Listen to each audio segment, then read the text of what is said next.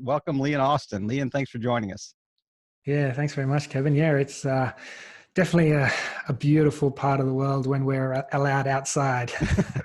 Yeah, we're all kind of trapped in the confines of the house right now, but tell our listeners a little bit about Liam Austin. Well, yeah, so I've been running virtual events, virtual conferences, or commonly known as well as virtual summits since 2015. So this period that we're kind of going through at the moment where we're stuck indoors hasn't affected my business too much, or my clients' businesses as well, because we've managed to help our clients create businesses where they can work virtually via, a webcam online with some audio too. So yeah, I've been doing virtual events since 2015. When I talk about these virtual conferences, they're 20 to 30 speaker events held completely online. And we normally see anywhere from just, 1,000 plus attendees for some of our clients up to over 20,000 attendees at these virtual events. Well, I'm no rocket scientist, but it sounds like to me that your accent is not Maltese. So where are you from originally? Well, yeah, Australia, and as you pointed out, I'm in Europe, in Malta, and most of my clients are in the US. So having a virtual business is something that was created on purpose.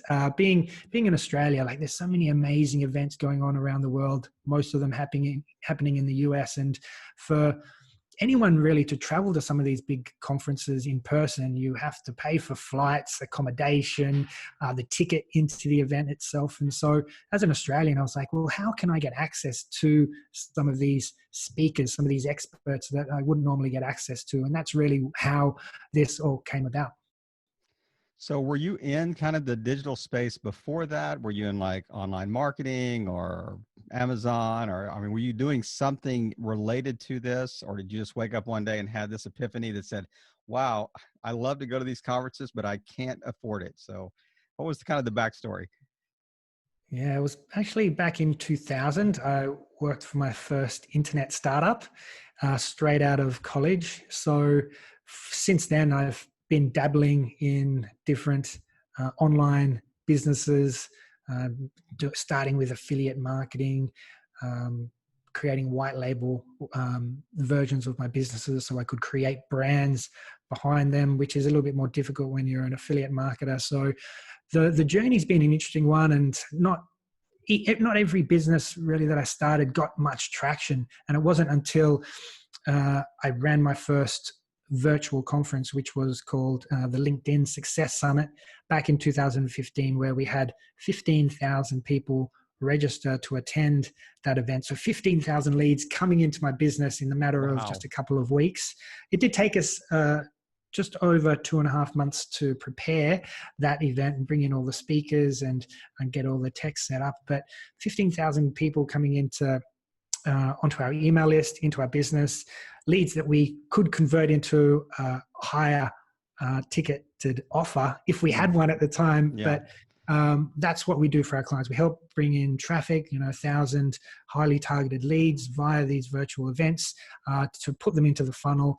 So aligning that virtual event with their high ticket offer or their existing product or service, and putting them into the funnel to help them create more revenue and customers.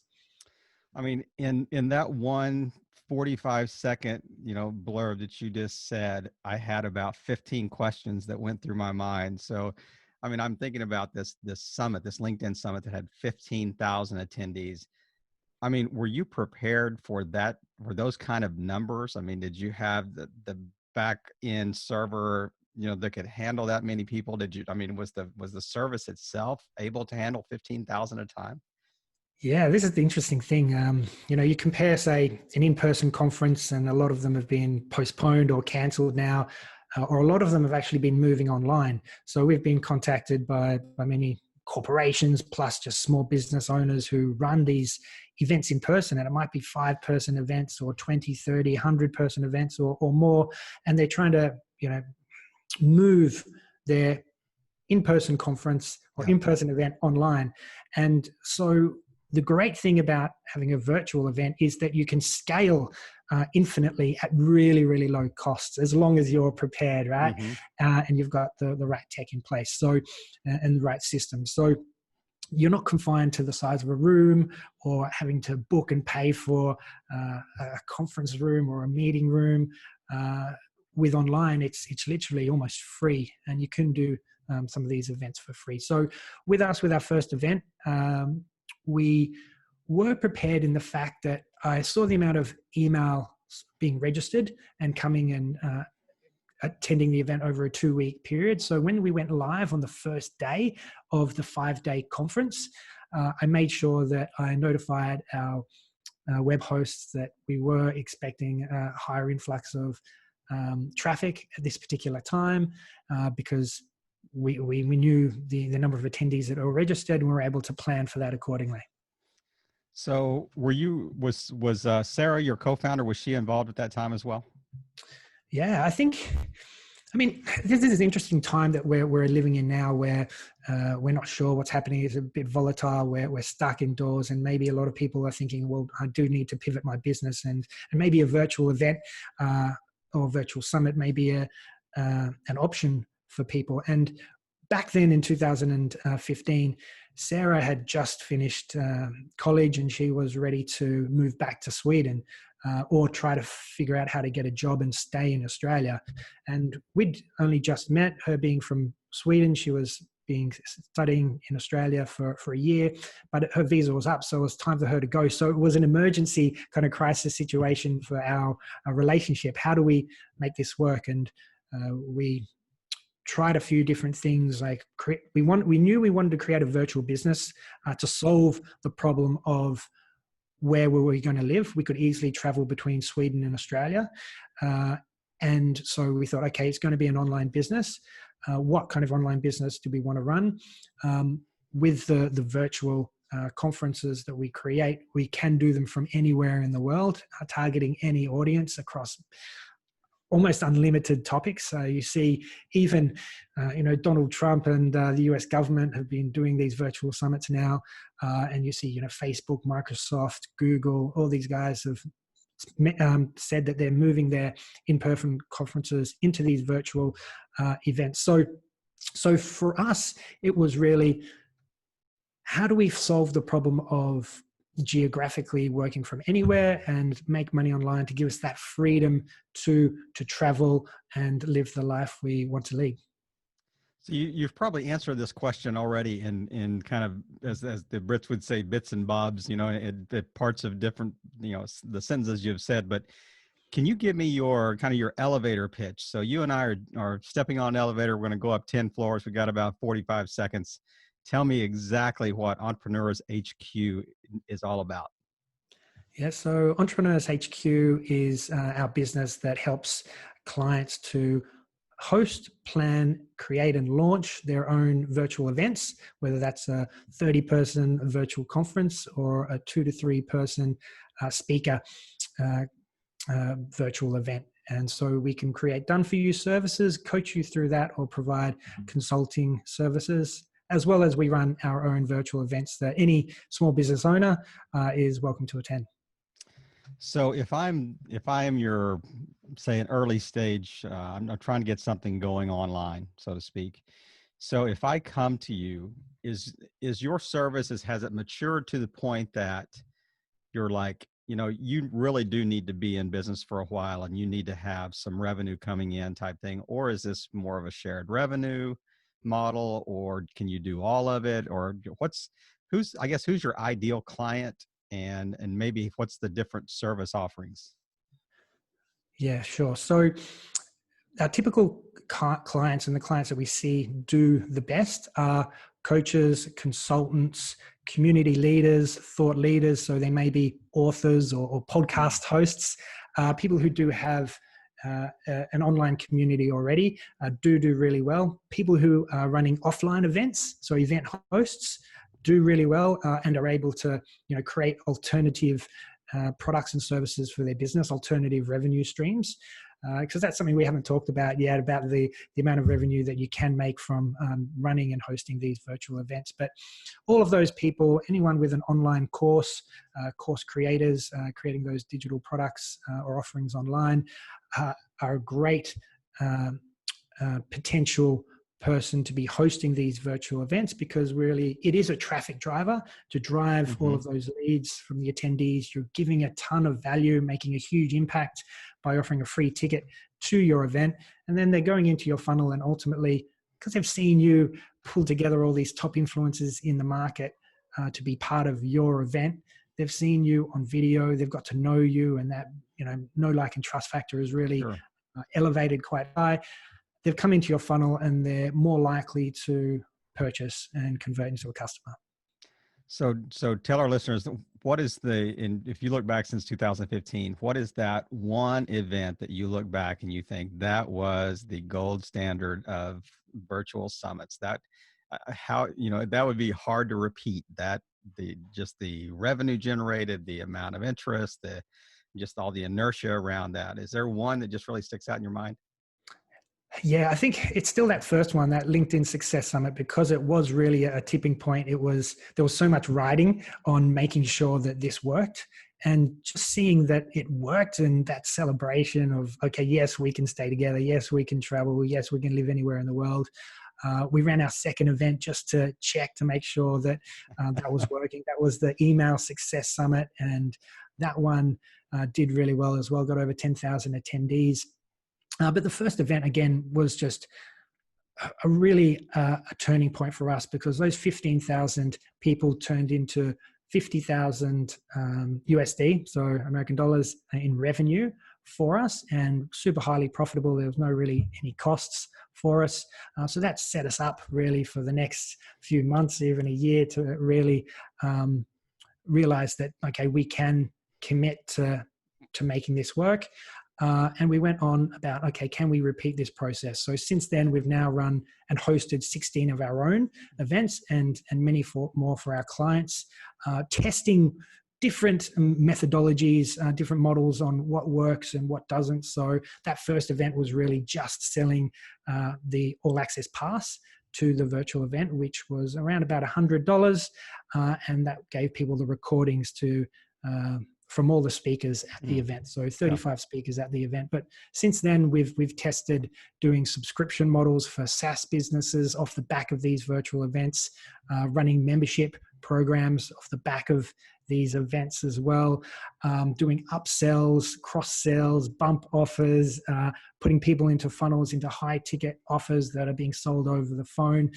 And as we've been testing these and refining the strategies and seeing what really works well, we've been able to create a model that works across industry and across countries as well.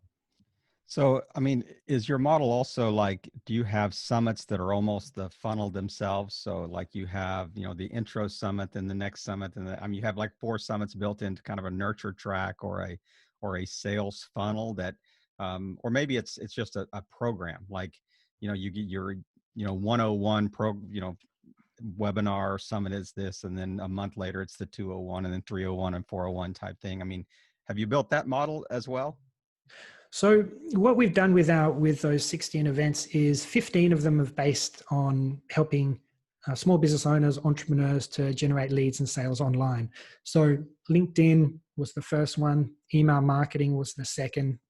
Then we've covered since then Instagram, marketing automation, funnels, productivity, video marketing, and the kind of list goes on. So we didn't necessarily go on a particular flow of like, okay, startup business 101, okay, now 102, sure, and then 201, or anything like that. We really based it on topics that our audience was giving us feedback that they wanted to learn. So I'll give you an example. So with the LinkedIn Success Summit, these people were looking to figure out ways to generate leads and sales from LinkedIn.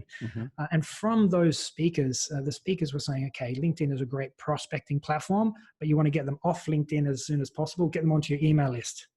Right. So that's when we did the email marketing. Yeah, absolutely. Which was based on, okay, well, what's that next step? So yeah, I suppose in a way it was kind of a step-by-step one in progressive, that scenario. Yeah, progressive for sure. But I'd like to mention like the five real benefits of hosting one of these events for yourself that we've seen time and time again has been, okay, revenue. We've talked about revenue.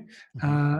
We've talked about the amount of leads coming into your business. So really growing your community, growing your audience. You're growing your authority with that Hmm. audience as well. Why? Because they're seeing you on video, they're listening to your speak, they're seeing you as the organizer, the host, the pinnacle of this event with some of the most well-known names in the industry being brought together by you. So instantly you're leveraging their influence of the other speakers and elevating you to almost influencer or authority status. So that's really the third one. The fourth is you're building relationships with the top influencers in your market. So you're becoming friends with really influential people that you can talk about the industry with. You can partner with them, do business launches together, and really help each other out and support each other as the leaders in your marketplace. And then the fifth one is really just making an impact. The way that we run our events, most of them, is that we offer free tickets to our events so that we can have the biggest impact possible. And we talked about, I've been living in Australia, but I want to go to the US. And there's so many people like that that aren't able to attend these in-person conferences for whatever reason. Maybe it's a travel restriction, or they don't want to spend too much time away from their family, whatever it may be. And so having that impact in that like heart-led, purpose-driven event to really help people out, I think is a really noble cause and a really great reason for you, again, to build that know, like, and trust factor with your community. So you mentioned your model often is the ticket to the summit is free. Did I hear that correctly? That's right. So there's a school of thought out there that says, people only value things that they invest in. Like, so what has been your, I mean, obviously it's worked if you're continuing to do that. So have you noticed that, like, you'll have 5,000 people sign up and 3,000 people will show up, or in something like this, or and if they had a small token, cost, would that increase the participation numbers? Yeah, so this is an interesting one, and it comes down really to the goal of your business. So when we're speaking with clients and trying to plan out their event, we really look at what's the end goal. Do they have a high ticket product and service that's the ultimate money maker machine, right, at the end, or do they want to make money from the summit? If it's about the big goal here of the the high ticket item, then we want to be putting as many leads into that funnel as possible. So that's why we most of the time make it free for people. Right. If it's about, okay, let's make money from the event, then we're going to have a lot less people coming onto the event itself. So less people that we can build our authority with and have an impact with. So we're missing out on those five core benefits. There's two there that we're really reducing the impact that we're having. So it's really looking at, okay, well, what do you want to get out of the event? And as I said, from that very first event, we had 15,000 people. We made $50,000 from the front end. And if we did have, and that was with a free event, right? Hmm. $50,000 because we had the all access pass being sold off the back.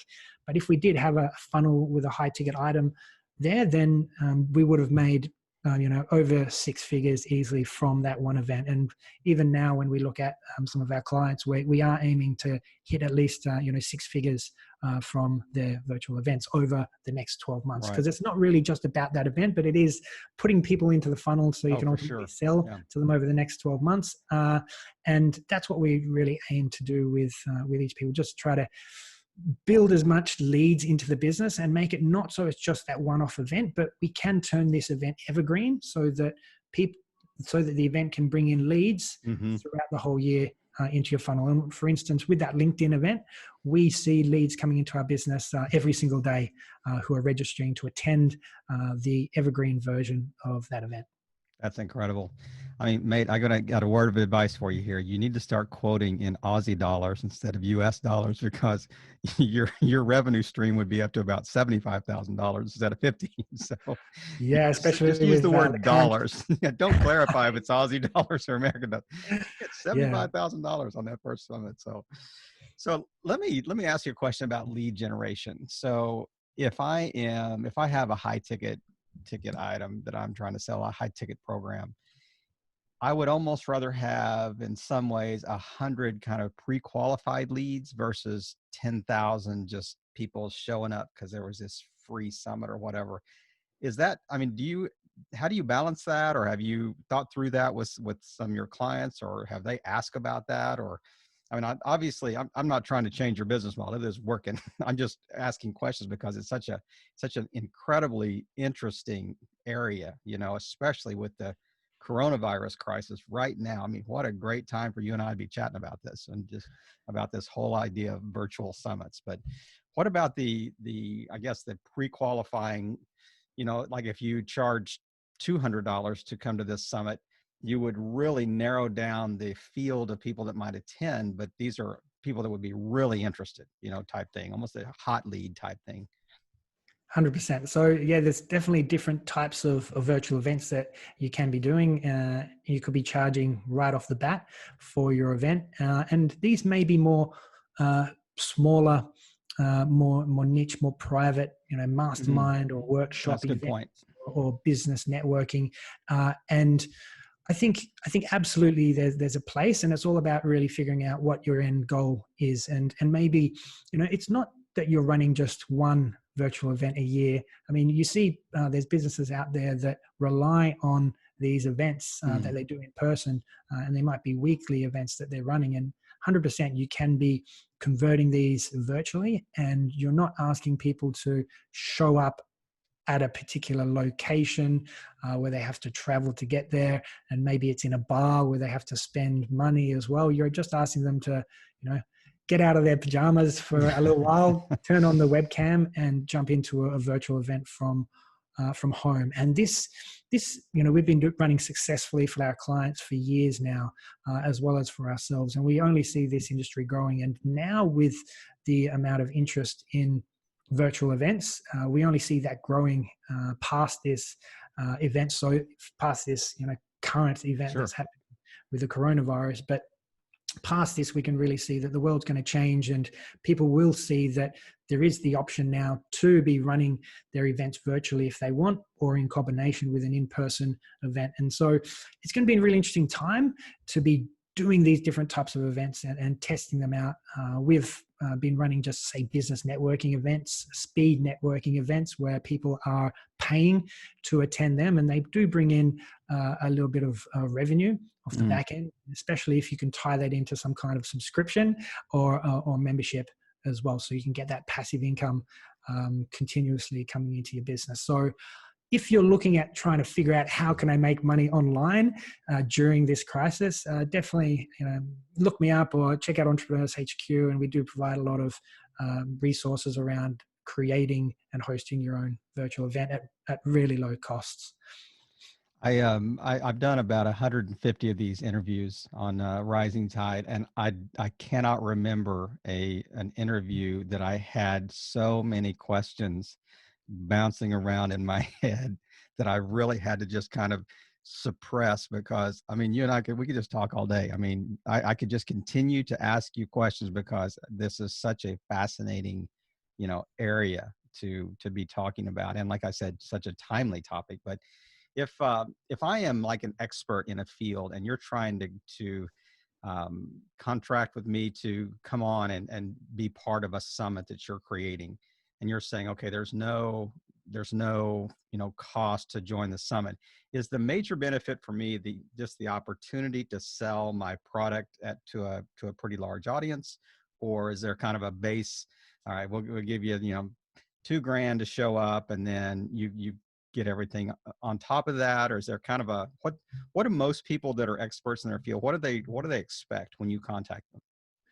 Yeah, we do have a process where we give our students and clients like scripts, as well as we sit down and we plan this out to help them nail their dream speakers, right? Because if you can use this as an opportunity to become friends with the most influential people in your marketplace, like I mean, real friends, like, where you can call each other up and ask for advice. I Sure. mean, this is a great opportunity to just break the ice and reach out to them and say, hey, I'd like to invite you as an expert, as an influencer in this market, to come and speak at an event that I'm organizing. Do you want to be involved in that? And planning that out and making sure you approach it in the right way is so crucial, because you only get really one chance to Mm, reach out yeah. and get these people to say yes. So making sure that you position it, that you come from a place of what's in it for them, why they're going to benefit from being Right. involved in this event. And it is about, okay, being positioned as an authority at this event, being reached by X amount of people. So it is about that awareness and exposure for them, increasing their authority. And is there some way that maybe you could help them generate revenue or business from that event? And whether that's through a partnership with you, introductions to other speakers. I mean, there's many ways you can brainstorm and make Hmm. this beneficial for the people being involved. And the way that I like to look at it is that it's a collaboration project, that it's not, Entrepreneurs HQ running this event, or your brand, your company name running this event, but it's an industry event. We're bringing together all the most influential people in the marketplace for these bigger virtual conferences. And then you can do smaller, collaborations with individual speakers or other partners that couldn't get involved in that particular Right. event across the year and well into the future. And back in 2015, our first event, we're still partnering, speaking at least, annually with most of those speakers today, where we're actually helping and supporting each other in some way. But I mean, did you put that event together, or was that or you were just doing kind of the back end service for someone that put that event together? The LinkedIn Success Summit, we did everything from scratch ourselves. So we kind of learned as we went along, and since then we've been testing and trying different things. So we've changed the approach and the model a little bit, and the tech has changed now. There's some really Yeah. cool capabilities now, so that an in-person event could be really replicated online. So it's almost the same experience, except without the the physical contact. Sure. And I mean, you mentioned this just briefly a few minutes ago, but the whole idea that we're not moving away from this, we're moving toward it as a society. Where I mean, that's the tech is moving toward this. Companies are moving more toward remote work. I mean, there's just so many things that I think that is really pointing to this in the future. So I mean, I think it's a great time to be in the business you're in. I think as well, like just hearing your excitement around this topic and not having so many questions ever before on one of your interviews, I think as well, because you're one of our, almost perfect ideal clients, where you are the perfect person to Did you be hear doing that? one of He's pitching these me right here in the middle of my podcast. virtual. I mean, I mentioned before, podcast hosts, community leaders, thought leaders, any kind of person with an expertise, whether they're a coach or a consultant, these are our ideal clients. And you are a little bit ahead of that, because you're already doing, reaching out to influencers, you're doing these interviews, these sessions, you've got the equipment, right? So it's quite easy for you to transition from, say, a podcast episode to a conference session or an event speaker session. So Sure.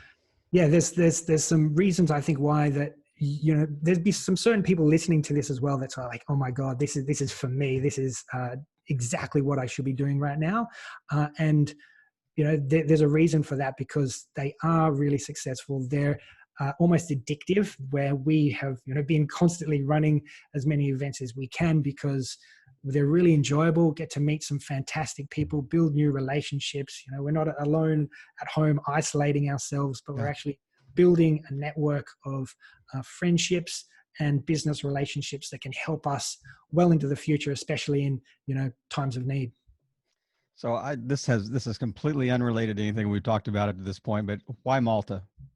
I mean, it's a very small island in the middle of the Mediterranean. It seems like an obscure place to set up Entrepreneurs HQ. Yeah, so we did start in Australia, and then after running our first couple of events, we made some money from it. Obviously, and we thought, okay, let's test out this working remotely thing. Let's see if we can work and do this and run this business from anywhere. So we went to Thailand. We're just really looking at a low cost location just to kind of reduce our risks a little bit of working remotely. So we moved to Thailand for 6 months, ran, I think, 2 more summits from Thailand. They went really well. I mean, the internet was faster than it was in Australia. So the recordings worked even better. And then after that, we're like, okay, this is working well. Let's move to one of the most expensive countries in the world to live, which was Sweden. So we went to Sweden as well and lived there, where Sarah's family's from, and spent a bit of time there. And then eventually, to answer your question, we moved to Malta just really because it is almost a tropical island in the middle of the Mediterranean. It's in line with North Africa, so it gets really warm weather down here. And if you look up Malta on Google, check out some of the images there. You can see the crystal clear blue water, some of the best scuba diving in the world. So it's something that Sarah and I are big fans of, spending time in the water. So we came here to visit for 6 months, kind of similar to what we did in Thailand, but it's been over 2 years now. Well, one thing that you said most of your clients would be in the States. I mean, one thing you're going to run into in Thailand is just the sheer time difference. I mean, it's, you're working at 3 o'clock in the morning, or you're, just to meet with people in the States that are, they're awake, so that I can see is certainly an advantage to being in, 5 or 6 or 7 hour time difference than say 13 or 15, so Definitely, it's, definitely. yeah, I As think an you can Australian, I make. think I got used to that very early, and it just became part of what we do as a business. We have to be flexible in our clients' time zones, but at the same time, it's the reason why we do these virtual events, and why anyone might consider doing a virtual event if they've got maybe a coaching business, a consulting business, a podcast. Like, your audience can be worldwide. You don't need to restrict yourself to a certain time zone For or sure. country, right? So for us, about creating these virtual conferences so that people from Australia could get access to these big speakers in the US, we made it so that the time zone of the events and the sessions recorded for those events were available for 24 to 48 hours, so that anyone around the world could get access easily to the content being provided. Well, I have done you a disservice today because I keep asking you questions, but I sent you a script beforehand, not a script. It's at least some questions that we were going to talk about, and I have almost completely ignored those because I'm so interested in the topic and just asking follow-up questions. But I do want to ask a couple of questions as we wrap up here today. Number one, if I'm just getting started, if we have a listener just getting started but really likes this idea, what would be, just give me a ballpark idea about, the amount of cost that I would be looking at to start a small event, just to kind of get rolling here. Okay, so I mean, there is some equipment such as the microphone setup that you've got there, and maybe a webcam, if you don't already have them, and you could be using just like your iPhone Yeah. headphones, or your webcam that's existing on your computer. So there is really no equipment costs if you just want to start off with a really basic event that might be 3 or 4 speakers at this one day virtual conference that you're running. So the equipment cost is really nothing, as long as you've got your internet connection all Mm-hmm. connected, all that kind of thing. So then it's really about, okay, what kind of tools and software do I need? Now, there are software that allows you to create and build your virtual conferences from scratch, and are dedicated for running these types of virtual events. And they vary in cost from about $50 a month up to a couple of hundred, and even more depending on the amount of attendees that may be attending some of the networking events Mm-hmm. that are happening. So basically, if you wanted to get started, it would cost you, I would say, less than $200 to run your first successful virtual event. And I can, if you follow our model, I can almost guarantee you'll be making that back and way more. So, but if somebody wanted to work with you specifically, is there kind of an entry point? Is there a here's our our kind of bottom level or base level service that you provide, and then I'm sure you have different levels of events and things like that. But what would it cost somebody to just initially start with you? Yeah, cool. So, first of all, we've got a virtual summit guide, which is really a 23,000 word in depth blog post where you can read through all the details if you want to go out and just do it yourself with the basic information. We've also got like a done with you program called Virtual Summit Academy, which is a $2,000 program where we work with you across 6 weeks to help you create and launch your first successful virtual event. And once you've done one of them, as I said, it's addictive. You're going to do many more of those. So that's kind of go out and do it yourself with some help from us. We've got a forum that's available 24 hours a day for you to jump in there and ask any questions, and a community there of people who are running their own virtual events. So yeah, you can go and check that out. And then we do have these done for you services, and they range from, as long as you've got, say, 15K and above, depending on how involved you want us to be Hmm. in helping you to plan, create your virtual event, then it starts from really 15K. Well, Liam, I have thoroughly enjoyed our chat today, and I really appreciate you just taking the time and just answering all of my ridiculously long questions that I've asked you over and over again. But is there anything that I have not asked you about you want to touch on real quick as we wrap up? No, I think that's about it. But I think, if people have never made any money online, this is a great way to just start. You maybe have an in-person business and you think, like, what am I going to do now? How can I pivot my business, or what kind of alternative income streams can I create? A virtual event is a really quick, easy, and simple way to make your first dollars online. So I would suggest you go to entrepreneurshq.com /summit and check out our virtual summit guide there. I'm sure, Kevin, you can probably put a link maybe somewhere Oh, in the. certainly in the show notes. Yeah. Great. So go check out that, read through that. And if you've got any questions, happy for people to reach out to me and help them along the way. But I would say this is a great way, again, to really build your authority and influence in a time where you can be building your community, building your email list, not necessarily maybe even selling anything, even if you took away the revenue part, so that when we do come out of this situation now and people are willing to spend money, you've been giving them a ton of value. You've built that know, like, and trust factor, so they're ready to pull out their credit cards and do business with you. And so that's what I would suggest at this time. Build something great that has a big impact, that can make you instant revenue right now at this time, as well as well into the future.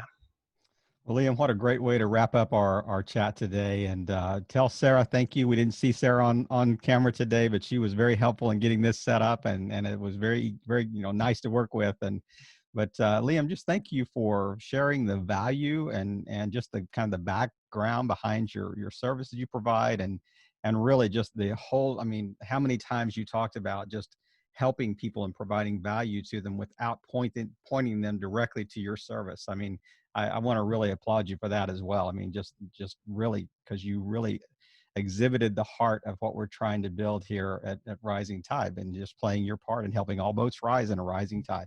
Love it, mate. Thanks very much for having me, Kevin.